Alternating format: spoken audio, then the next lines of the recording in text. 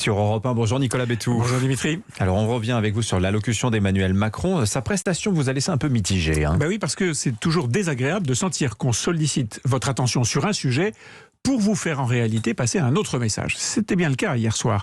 L'Élysée nous avait annoncé une intervention sur la crise sanitaire, dans la droite ligne de ce que le président avait promis le 12 juillet dernier. Alors certes, Emmanuel Macron a parlé de la 5e vague, il a annoncé l'extension du pass sanitaire pour les plus de 65 ans qui devront donc, à partir du 15 décembre, pouvoir prouver qu'ils ont reçu une 3e dose. Certes, il a précisé que tout relâchement de notre vigilance devait être proscrit, que les 50-64 ans, eux aussi, devaient se faire vacciner et que le masque resterait longtemps exigible dans la vie courante. Mais tout ça a été expédié vite fait, comme si ça ne valait pas plus que quelques mots. Le pass sanitaire devenant un pass vaccinal, ce qui n'est pas anodin, n'a mérité dans la bouche du chef de l'État qu'une petite phrase, hop, c'était fait.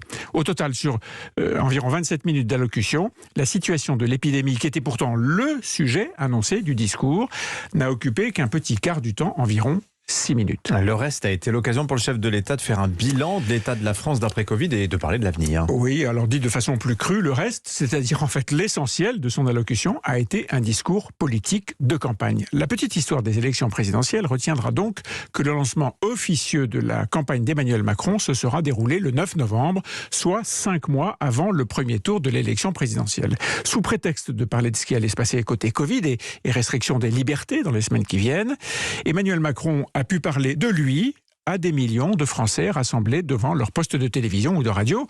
Le quasi-candidat s'est livré à un long exercice d'auto-célébration de son action dans la maîtrise de la crise sanitaire, économique et sociale, pauvreté, pouvoir d'achat, chômage, mais aussi sécurité, police, justice.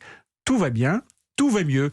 J'ai dû me pincer à la toute fin de son discours en l'entendant dire sur un ton vibrant « Croyons en nous, nous le méritons ». J'ai cru un instant qu'il parlait de lui à la 3e personne. Mais non, il parlait de la France et des Français. Il a aussi consacré toute une partie de son intervention à la valeur travail. Voilà, sa boussole, a-t-il affirmé, avec en effet cette référence constante au travail. Travailler plus avec le durcissement de l'assurance chômage, travailler plus et reculer l'âge légal du départ à la retraite, travailler plus pour sauver notre modèle social, pour financer l'énorme problème de l'autonomie des personnes âgées. Travailler plus et investir plus, en particulier dans le nucléaire, avec la confirmation du lancement de plusieurs nouvelles centrales nucléaires. On avait là, tout bonnement, un programme de candidat à sa propre réélection. C'était la partie 100% politique de son discours. On en avait parlé ici il y a quelques jours. L'entourage du chef de l'État s'inquiétait du faux plat que traversait sa communication. Le président avait beau faire un déplacement par jour ou presque, ouvrir son chéquier à tout instant, bref, être en quasi-campagne permanente, son propos marquait, crantait de moins en moins. L'actualité était de moins en moins la sienne. Il se retrouvait supplanté par les débats autour d'Éric Zemmour et maintenant ceux de la primaire de la droite républicaine. L'Élysée cherchait donc un moyen de reprendre la main sur l'agenda médiatique. Et ben voilà, c'est fait. Le débat peut pour un temps se réorienter vers l'âge de la retraite, l'assurance chômage, le nucléaire, des sujets qui clivent et qui, autre avantage politique, piétinent allègrement les plates-bandes de la droite. Autrement dit, c'est 2 doses pour le prix d'une. Merci Nicolas, je vais vous appeler Nicolas Bouzou, Nicolas Bétou.